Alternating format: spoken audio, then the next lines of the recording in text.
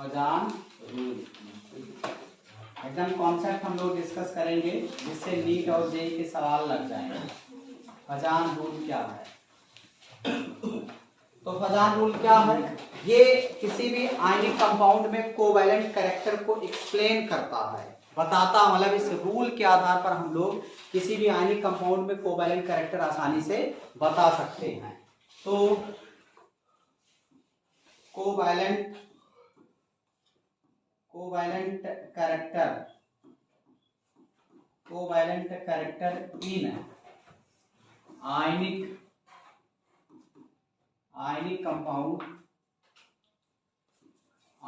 Compound can be explained by Fajans rule. किसके द्वारा explain कर सकते हैं? फजान रूल के द्वारा। तो फजान रूल किस पर डिपेंड करता है, किस पर बेस्ड होता है? फजान रूल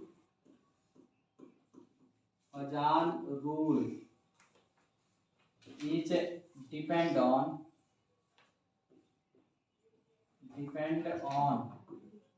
इस पर डिपेंड करता है। फर्स्ट, पोलराइजेशन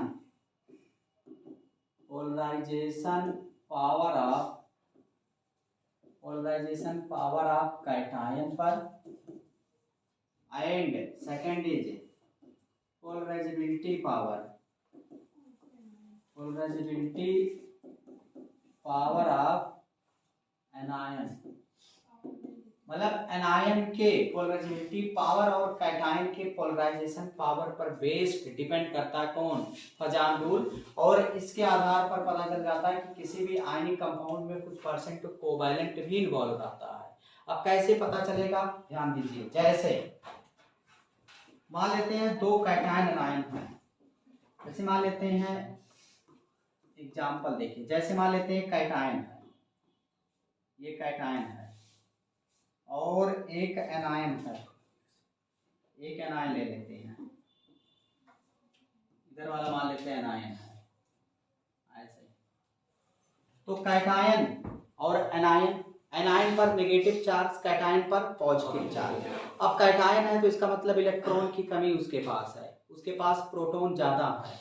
तो अगर देखा जाए ये कैटायन है, ये कैटायन, और ये हो गया एनायन, ये एनायन हो गया। तो एनायन का साइज ज्यादा होने की वजह से, नंबर ऑफ इलेक्ट्रॉन ज्यादा होने की वजह से, इसका जो आउटर इलेक्ट्रॉन यानी बैलेंस इलेक्ट्रॉन है, ये न्यूक्लियस से, ये जो न्यूक्लियस है इससे कम अट्रैक्ट रहेगा।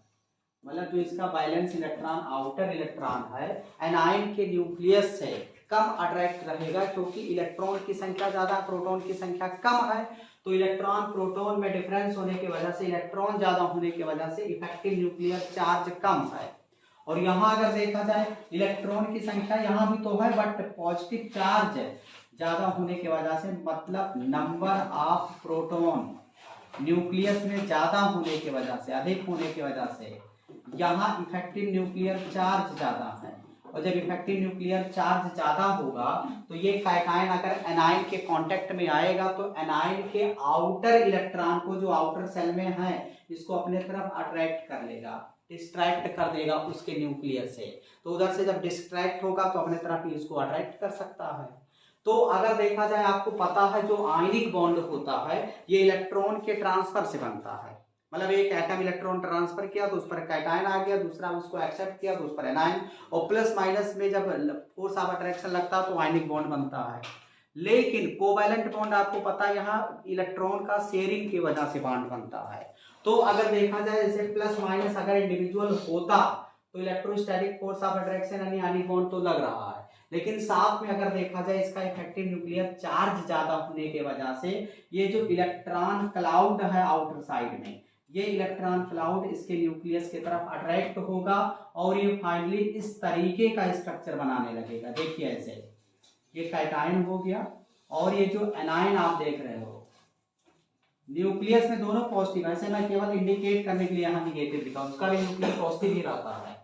ये जो एनायन है इसका जो इलेक्ट्रॉन क्लाउड है इस तरीके से हल्का सा इधर ऐसे झुक जाएगा, ऐसे हल्का सा इधर अट्रैक्ट हो जाएगा। थोड़ा सा स्ट्रक्चर सही बनना चाहिए।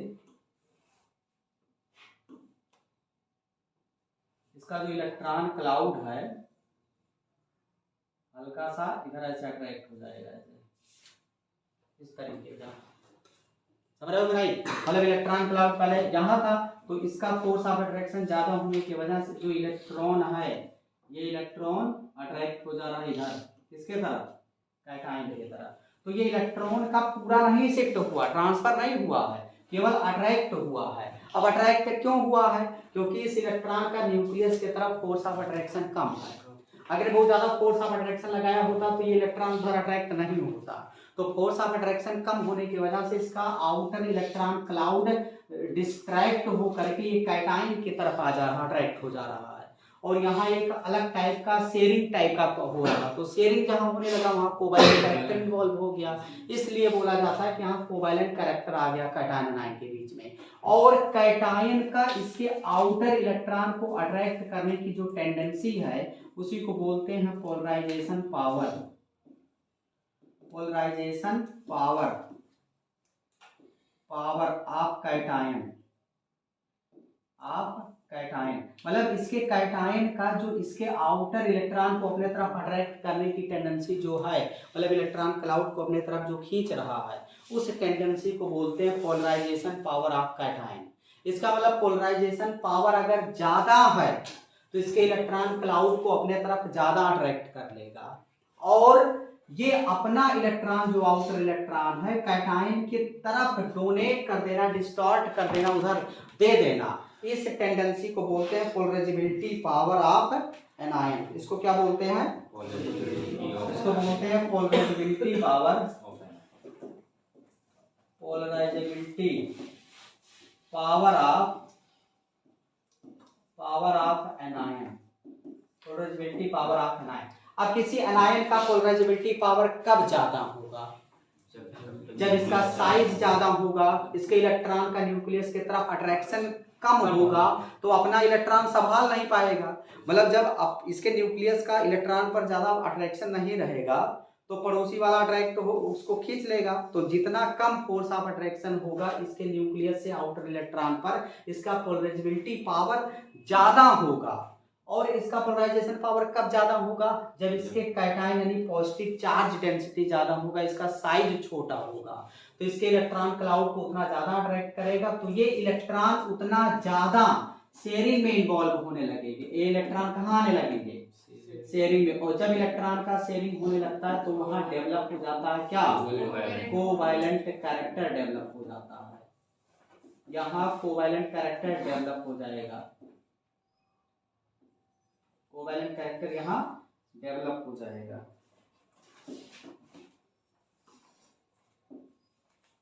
समझ रहे हो कि नहीं? और इसी रूल को बोलते हैं फजान रूल। तो पहले आप इसको नोट करो, फिर और कुछ स्टेटमेंट लिखवाएं। इसको लिख लीजिए जल्दी से आप लोग, ये आपको ध्यान देना है। फिर से रिकैप करते हैं, ध्यान देना कैसे क्वेश्चन जेईई नीट के सॉल्व होंगे।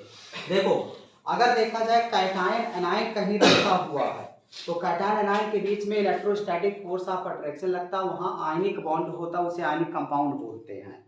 लेकिन दिक्कत ये है कि अगर कैटायन एनायन को हम एक साथ नजदीक रख दें तो फजान ने दूसरा और तरीका देखा। क्या तरीका उसने देखा कि कैटायन एनायन को रखने के बाद कैटायन क्या कर सकता है, वो एनायन के इलेक्ट्रॉन क्लाउड को भी अट्रैक्ट कर सकता है। जब इलेक्ट्रॉन क्लाउड को अट्रैक्ट करेगा तो पूरा नहीं इलेक्ट्रॉन निकाल पाएगा, उसके इलेक्ट्रॉन क्लाउड को जब अट्रैक्ट करेगा तो थोड़ा सा ये इलेक्ट्रॉन शेयरिंग टाइप का होने लगा, और कहीं भी इलेक्ट्रॉन अगर शेयरिंग होने लगा तो वहां थोड़ा सा कोवैलेंट कैरेक्टर जनरेट हो गया। तो आयनिक कंपाउंड में कोवैलेंट कैरेक्टर देखा गया बाई फजान के द्वारा। तो फजान ने उस रूल को अपना फजान रूल बोला, उस रूल के आधार पर हम लोग बता सकते हैं कि आयनिक कंपाउंड में क्या कितना कोवैलेंट कैरेक्टर है, कम है कि ज्यादा है, इंक्रीजिंग डिक्रीजिंग ऑर्डर हम निकाल सकते हैं। करना क्या है, देखिए कैटायन एनायन है। अब कैटायन का साइज छोटा होता है, इफेक्टिव न्यूक्लियर चार्ज ज्यादा होता है, ये अपने इलेक्ट्रॉन को तो बांध करके रखेगा, कंट्रोल किया रहेगा, क्योंकि इधर न्यूक्लियस में प्रोटॉन की संख्या ज्यादा है, प्रोटॉन ज्यादा तो इफेक्टिव न्यूक्लियर चार्ज ज्यादा। लेकिन एनायन के पास इलेक्ट्रॉन ज्यादा होने की वजह से इफेक्टिव न्यूक्लियर चार्ज कम हो जाएगा। इफेक्टिव न्यूक्लियर चार्ज कम होगा तो ये अपने आउटर इलेक्ट्रॉन को अट्रैक्ट नहीं कर पाएगा। तो ये जब इस इलेक्ट्रॉन को ज्यादा नहीं अट्रैक्ट कर पाएगा तो ये इलेक्ट्रॉन दूसरे डायरेक्शन में डेविएट हो सकता है। जैसे मान लिया तुम्हारे घर वाले तुमको बहुत ज्यादा मान सम्मान नहीं कर रहे हैं, तो तुम अपने घर वालों से नहीं, तुम दूसरे से अट्रैक्ट होने लगोगे। देखते हो ये एक आध लोग होते हैं अपने घर वालों से, माता पिता से ज्यादा मतलब नहीं रखते हैं, पड़ोसी से अट्रैक्ट रहते हैं। जो पटीदार उटीदार है उनके घर जाएंगे, बैठेंगे, अट्रैक्ट रहेंगे, मतलब बॉन्ड वहां कोवैलेंट कैरेक्टर मतलब आने लगेगा। समझ रहे हो कि नहीं? तो अगर फोर्स ऑफ अट्रैक्शन इसका इधर ज्यादा होता तो ये इधर नहीं अट्रैक्ट होता, तो 100% आयनिक रहता। समझ रहे हो कि नहीं? लेकिन यहाँ फोर्स ऑफ अट्रैक्शन कम होने की वजह से ये इलेक्ट्रॉन इधर हल्का सा अट्रैक्ट हो जा रहा है, तो यहाँ थोड़ा सा कोवैलेंट कैरेक्टर जनरेट हुआ। अब कोवैलेंट कैरेक्टर कैसे पता चलेगा कम है कि ज्यादा? तो इसके लिए कंडीशन है कैटायन का साइज छोटा और एनायन का साइज बड़ा होना चाहिए। मेन यही है। अगर कैटायन का साइज छोटा है तो इसके इलेक्ट्रॉन क्लाउड को अपने तरफ कैटायन अट्रैक्ट करेगा। इस पावर को बोलते हैं पोलराइजेशन पावर। पोलराइजेशन पावर ज्यादा मतलब इसके इलेक्ट्रॉन क्लाउड को कैटायन अपने तरफ ज्यादा अट्रैक्ट करेगा, मतलब कोवैलेंट कैरेक्टर ज्यादा हो जाएगा क्योंकि इलेक्ट्रॉन ज्यादा शेयरिंग की तरफ इन्वॉल्व हो रहा है। या तो कह सकते हो दूसरे लैंग्वेज में, एनायन का अपना इलेक्ट्रॉन क्लाउड कैटायन की तरफ हल्का सा शेयर करा देना, मतलब अपना इलेक्ट्रॉन क्लाउड उधर दे देना, इस टेंडेंसी को बोलते हैं polarisability power of anion. Polarisability power of anion ज्यादा तो इसके इलेक्ट्रॉन क्लाउड शेयरिंग में ज्यादा इन्वॉल्व होंगे तो कोवैलेंट कैरेक्टर ज्यादा हो जाएगा। और कब कोवैलेंट कैरेक्टर ज्यादा होगा? जब एनायन का साइज ज्यादा होगा तो पोलराइजेबिलिटी पावर ज्यादा होगा तो कोवैलेंट कैरेक्टर ज्यादा हो जाएगा। क्लियर है ना? इसी कॉन्सेप्ट को दिमाग में रीड करना, इस पर सवाल लगेंगे। जैसे देखिए, अब तुम्हें क्या ध्यान देना है, देखिए अगर बात किया जाए कोवैलेंट कैरेक्टर की, हम लोग बात करें तो covalent character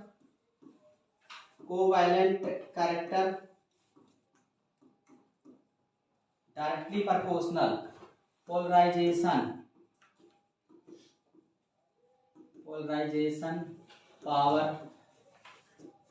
power of cation, या हम ऐसा भी लिख सकते हैं covalent character directly proportional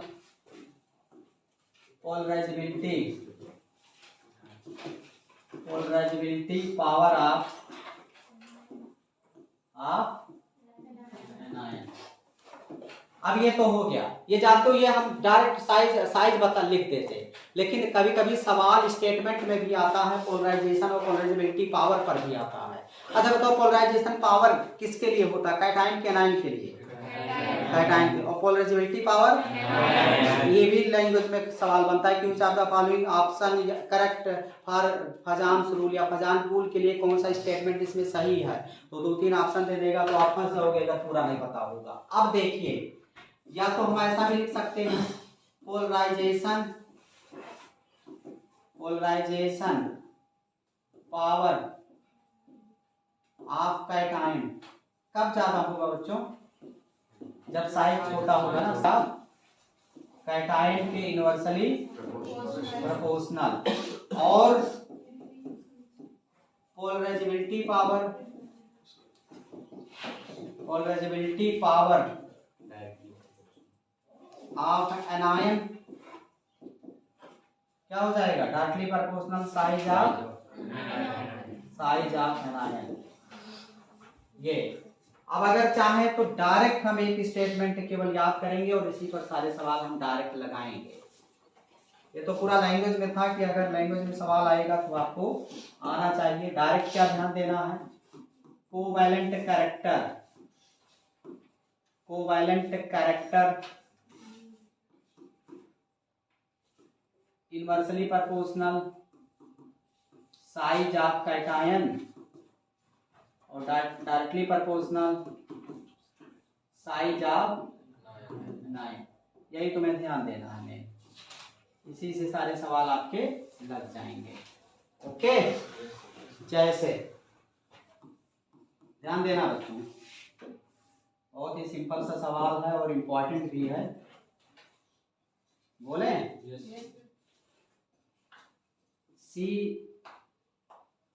Cl3 CCl4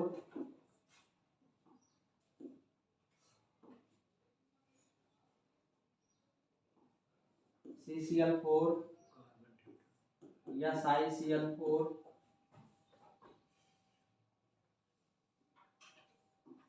GeCl4। बताओ इसमें कोवैलेंट कैरेक्टर किसका ज्यादा किसका कम। तो अगर लेफ्ट टू राइट हम मूव करें तो अगर देखा जाए साइज ऑफ एनायन सेम है, मतलब polarisability power of anion same है ना।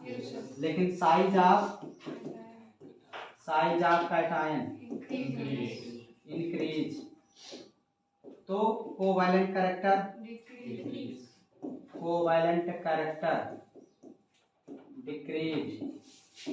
तो आयनिक कैरेक्टर इंक्रीज। मतलब ये सबसे ज्यादा आयनिक है और ये सबसे कम आयनिक, ये कोवैलेंट ज्यादा, कोवैलेंट सबसे ज्यादा मैक्सिमम होता है और आयनिक मिनिमम। ठीक है, नोट करो फिर आगे बढ़ते हैं। आप देखते हैं, आपको बताना है NaCl MgCl2 AlCl3 and SiCl4। इसमें आपको बताना कोवैलेंट कैरेक्टर का इंक्रीजिंग या डिक्रीजिंग ऑर्डर। तो अगर लेफ्ट टू राइट हम मूव करें बच्चों, अगर हम लोग लेफ्ट टू राइट मूव करें तो बताना साइज ऑफ एनायन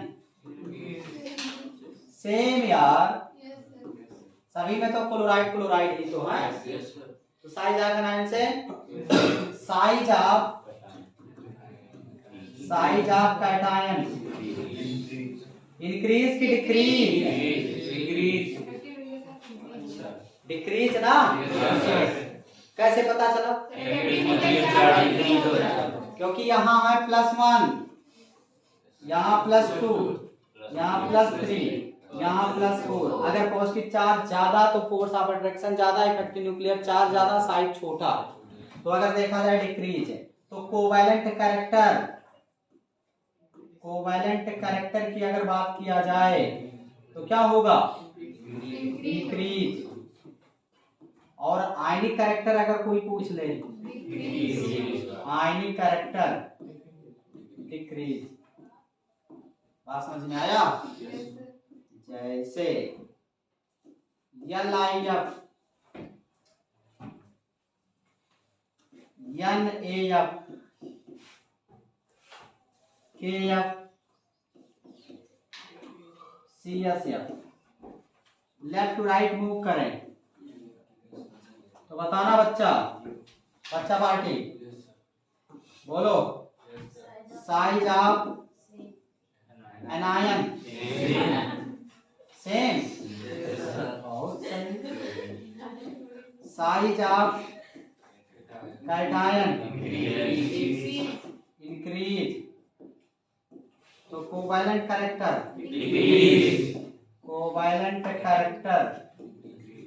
डिक्रीज, तो आयनिक कैरेक्टर इंक्रीज। नोट करो जल्दी से।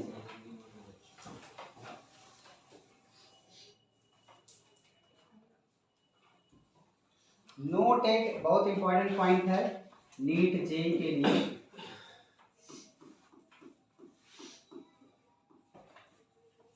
अगर मान लेते हैं कैटायन आपका इफ है, कैटायन है pseudo inert gas like configuration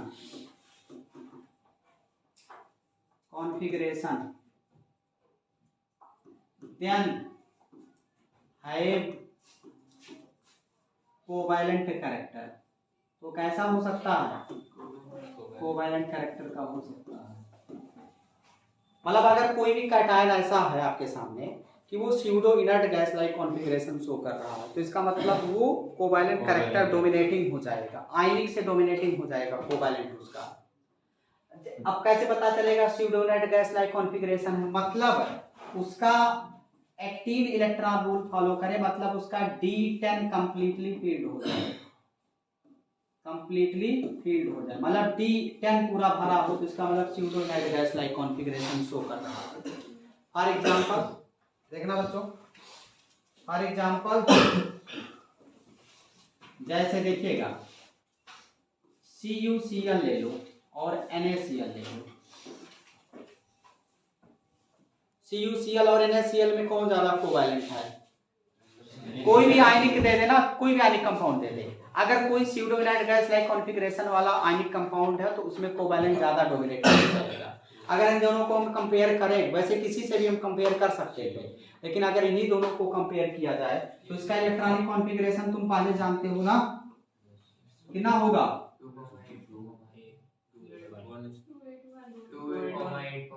अरे मॉडर्न के कारण बताओ, 3s1 ना, निकल चुका है, बचा क्या? 2p6 plus minus. यहां अगर देखा जाए कॉपर का होता है 4s1 और 3d10,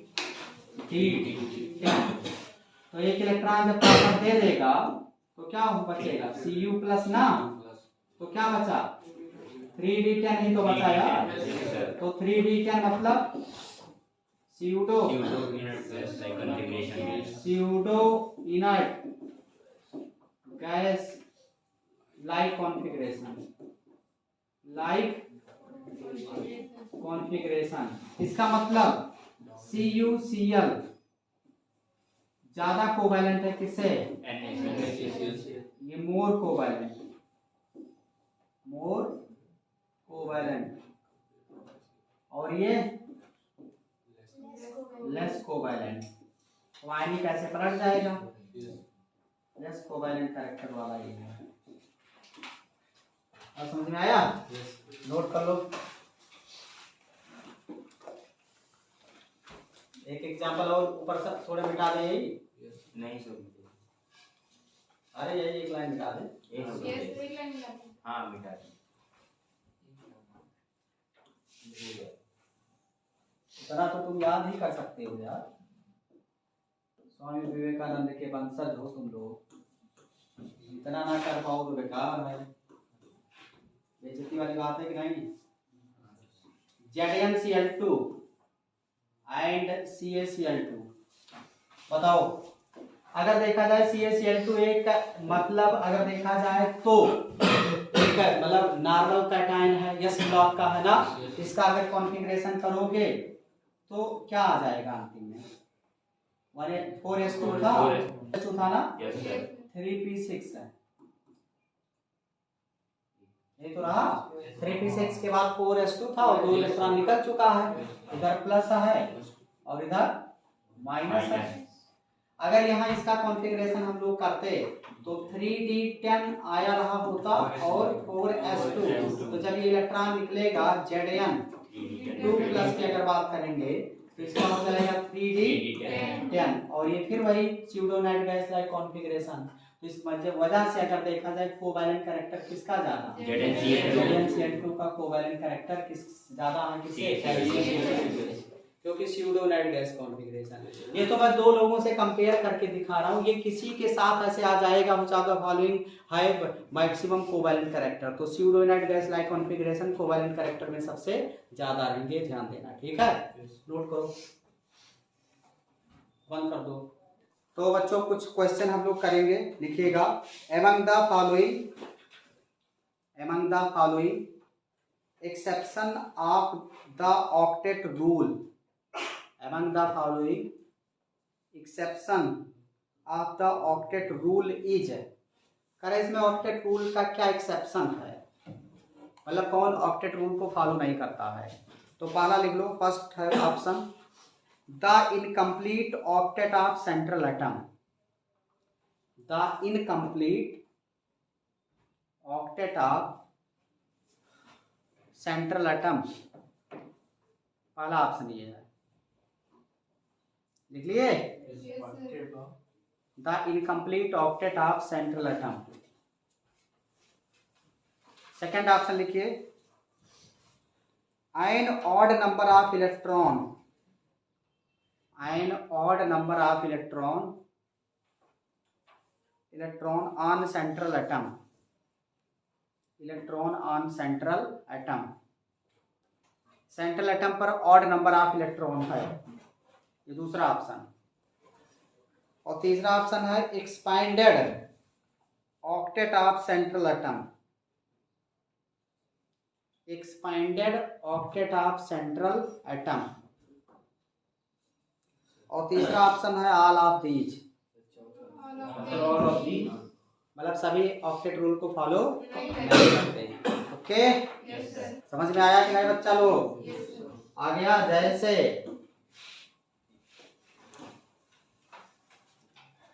जैसे तारा incomplete octet BF3 octet rule follow करता है क्या? नहीं, क्योंकि इसका ऑक्टेट क्या है? इनकम्प्लीट।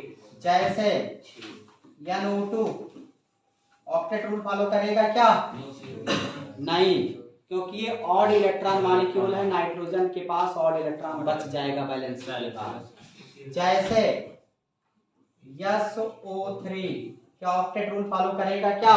नहीं, क्योंकि सल्फर अपना ऑक्टेट एक्सपांड कर सकता है। मतलब ये तीनों ऑक्टेट रूल को फॉलो नहीं करते हैं। ओके, तो अगला सवाल एक और बोले, देखो two element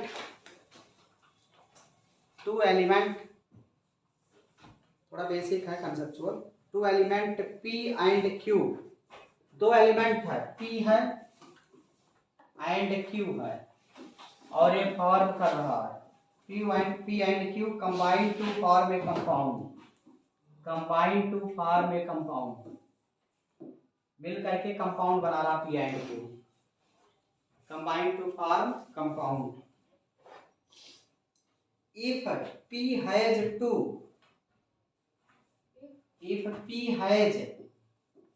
2 and Q has 6 electron in valence cell, if P has 2 and Q has 6 electron in valence cell,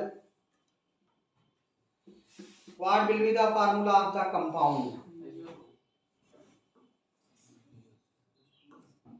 2 and 6 electron in valence cell respectively, what will be the formula of the compound? पहला formula दे दिया PQ, दूसरा formula दे दिया बच्चा P2Q,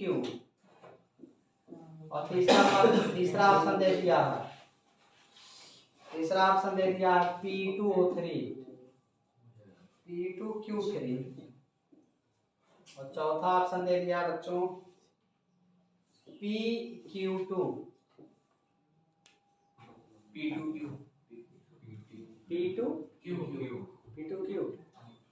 एकदम done.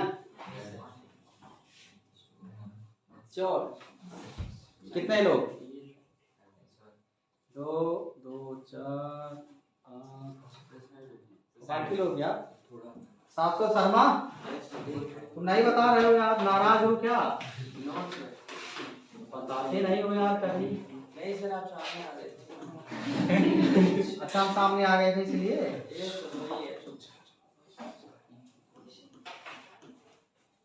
तो P के पास 2 electron है और Q के पास 6 इलेक्ट्रॉन है, तो कौन सा मॉलिक्यूलर फार्मूला बनेगा यार? अगर देखा जाए P के पास 2 इलेक्ट्रॉन है ना, और Q के पास कितना इलेक्ट्रॉन है? 6 इलेक्ट्रॉन है। बताओ, 6 इलेक्ट्रॉन है। दिमाग लगाओ यार, इसके पास 6 इलेक्ट्रॉन, इसके पास 2 इलेक्ट्रॉन।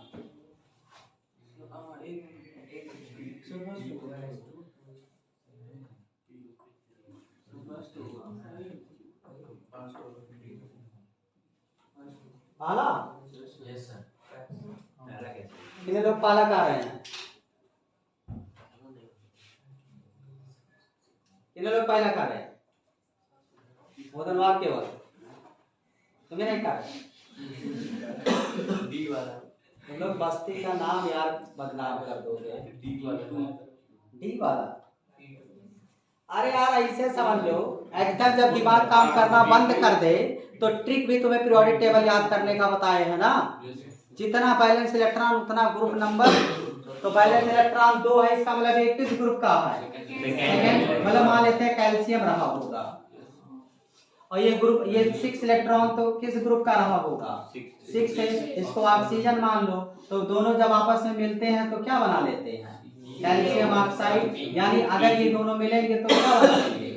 PQ। बोला तो था, बाद में जब बोले तो कहे नहीं। अभी तो सर आप डाउट में हैं। नोट करो जल्दी से, इस टाइप के भी सवाल आते रहते हैं, तो ध्यान देना। बैलेंस और बैलेंसी। अरे यार इसके पास 2 इलेक्ट्रॉन है, उसको दे नहीं देगा तो उसका ऑक्टेट कंप्लीट हो जाएगा। उधर नेगेटिव इधर पॉजिटिव प्लस माइनस मिल गया। 2 इलेक्ट्रॉन उसको दिया तो इस पर 2 नेगेटिव चार्ज, और ये दिया तो इस पर 2 और प्लस माइनस मिलेगा, तो बनेगा। नोट करो जल्दी से बच्चा।